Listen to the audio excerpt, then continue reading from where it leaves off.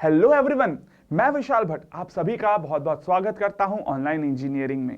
इस particular session में हम लोग बात करने वाले हैं एक इंपॉर्टेंट जॉब अपडेट के बारे में जो कि निकल कर आ रही है from NHPC for junior engineer post, specially उन स्टूडेंट्स के लिए जिन्होंने डिप्लोमा कंप्लीट किया हुआ है। यहां पर वो स्टूडेंट्स भी एलिजिबल होंगे जिन्होंने बीई या बीटेक किया है बट उसके पहले डिप्लोमा उन्होंने कंप्लीट कर लिया है। तो हायर जो क्वालिफिकेशन है वो यहां पर बार नहीं रखा गया है, लेकिन हाँ जो इसेंशियल क्वालिफिकेशन है वो डिप्लोमा है। मतलब डिप्लोमा होना चाहिए, चाहे आपका बीई बीटेक या फिर एमटेक भी आपने क्यों ना कंप्लीट कर लिया हो। और दूसरी एक और अच्छी बात यहां पर ये है कि ये सेंट्रल गवर्नमेंट की जॉब है, मतलब ऑल इंडिया से स्टूडेंट्स इसमें अप्लाई कर सकते हैं। कोई डोमिसाइल सर्टिफिकेट्स की आपको जरूरत नहीं है for a particular state. India में जो भी मेजर सिटीज है वहां पर इसका सेंटर होने वाला है।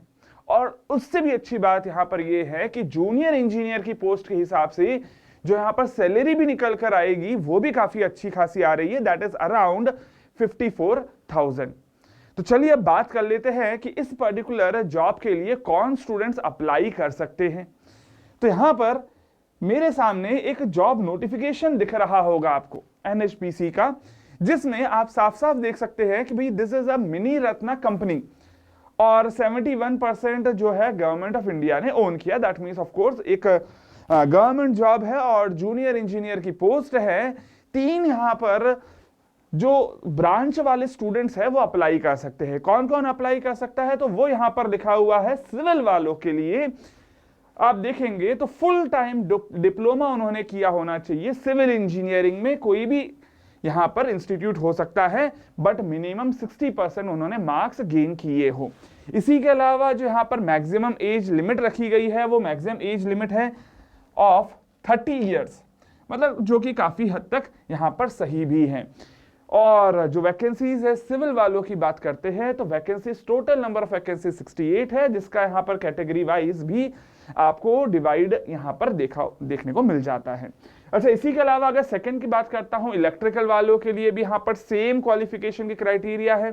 30 इयर्स की यहां पर जो एज लिमिट है वो भी रखी गई है और टोटल नंबर ऑफ वैकेंसीज 34 रखी गई है। इसी के अलावा मैकेनिकल वालों के लिए भी यहां पर ऑफ कोर्स वैकेंसीज है, टोटल नंबर ऑफ वैकेंसीज 31 है। बिल्कुल यहां पर अगर बात करें सबसे ज्यादा वैकेंसी सिविल वालों के लिए है। एज लिमिट आपने देख लिया है, डिप्लोमा आपका होना चाहिए, चाहे उसके बाद आपने बीई या बीटेक भी क्यों ना किया हो। ये भी यहां पर लिखा हुआ दिख जाता है that higher technical qualification like BE B Tech without the essential qualification that is a full time regular diploma is not eligible और अलाउड। मतलब अगर आपने सिर्फ बीई या बीटेक करा है आप एलिजिबल यहां पर नहीं हो, डिप्लोमा होना आपका जरूरी है। अच्छा, इसी के अलावा और भी यहां पर कुछ कुछ बातें लिखी हुई है, जैसे कि अगर आप यहां पर देखें तो ये जो पर्टिकुलर पोस्ट है ये परमानेंट पोस्ट है, ये टेम्पररी पोस्ट नहीं है। और ये भी यहां पर मेंशन दिखता है साफ साफ कि भाई जो कंपनसेशन का पैकेज है उसमें आपको पीएफ, पेंशन, ग्रेच्युटी वगैरह सब कुछ इंक्लूडेड है, including your DA, HRA, cafeteria allowances वगैरह वगैरह। मतलब परमानेंट जॉब है, परमानेंट पोस्ट है, ये और बहुत अच्छी बात यहां पर है। अगर मैं यहां पर एप्लीकेशन फीस की बात करता हूं वो है 295 रुपीज इंक्लूडिंग जीएसटी। बट हाँ एससी एसटी और पीडब्ल्यूबीडी के लिए ये जो फीस है वो माफ की जा रही है। अप्लाई कैसे करना है तो उसके लिए आप ये वाली लिंक पर जाकर क्लिक कर एप्लीकेशन फॉर्म फिल कर सकते हो। इसी के अलावा यहाँ पर और नेक्स्ट आगे बात लिखी है कि कुछ वही प्रूफ चाहिए, जैसे कि यार बर्थ सर्टिफिकेट चाहिए, आपका मार्कशीट्स का कंप्लीट सेट होना चाहिए, वो सब आपको ऑलरेडी पता है, हर एक एग्जाम में यही रहता है। अच्छा, इसी के अलावा नेक्स्ट आगे बात आ जाती है कि भाई सेंटर कहाँ कहाँ होने वाले हैं। तो भैया देखो सेंटर के लिए यहाँ पर आप लोगों को देखने को मिल जाएगी कुछ लिस्ट बड़ी सी लिखी हुई है, जिसमें दिख रहा है कि भैया अहमदाबाद, बेंगलोर, भोपाल, भुवनेश्वर, चंडीगढ़, चेन्नई वगैरह वगैरह आप सिटीज यहां पर से चेक कर सकते हो। अच्छा, एग्जाम होने कैसे वाली है सर, ये भी बात यहां पर लिखी हुई है। जो एग्जाम होगी वो कंप्यूटर बेस्ड ऑनलाइन एग्जाम होने वाली है और जो एग्जाम है वो टोटल 3 घंटे का एग्जाम होने वाला है। ये भी लिखा हुआ है टोटल मार्क्स 200 मार्क्स होंगे और क्वेश्चन जो होंगे वो 200 क्वेश्चन होंगे, मतलब एक क्वेश्चन 1 नंबर का। और ये जो 200 क्वेश्चन है उसमें से भी 140 क्वेश्चंस आपके टेक्निकल सब्जेक्ट्स के होंगे, जो भी आपकी ब्रांच है उससे रिलेटेड।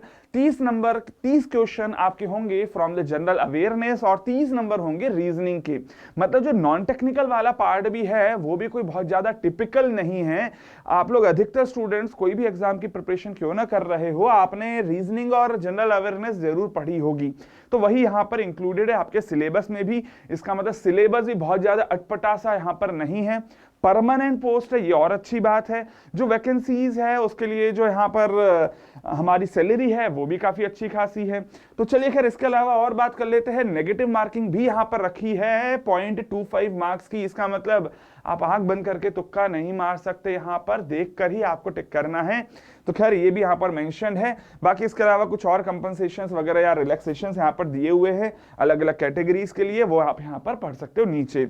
और इसी के अलावा लास्ट पेज में 2 ही पेज का यहाँ पर पूरा नोटिफिकेशन है। ये भी साफ साफ यहाँ पर लिखा हुआ है कि इंडियन नेशनल्स यहाँ पर अप्लाई कर सकते हैं, कोई स्टेट यहाँ पर स्पेसिफाइड नहीं है, तो सभी स्टेट के स्टूडेंट्स यहाँ पर अप्लाई कर सकते हैं। बाकी और भी बहुत सारी डिटेल्स है, अगर आप यहाँ पर पढ़ना चाहें तो आप इसको पढ़ सकते हैं। बट एक इंपॉर्टेंट जॉब यहाँ पर अपडेट आया है, सोचा बिल्कुल आप लोगों को पता होना चाहिए, और अगर आपको अभी तक नहीं पता है तो बिल्कुल इसको फॉलो करें। अच्छा, अप्लाई कब से करना है तो ये भी बात को ध्यान रख लेना। अप्लाई अभी से नहीं करना है, 31 जनवरी से ही आपको अप्लाई करना शुरू करना है। वो भी यहाँ पर ही डेट कहीं लिखी हुई आपको मिल जाएगी। तो खैर चलिए आप फॉर्म फिल करें और अपनी तैयारी शुरू करें।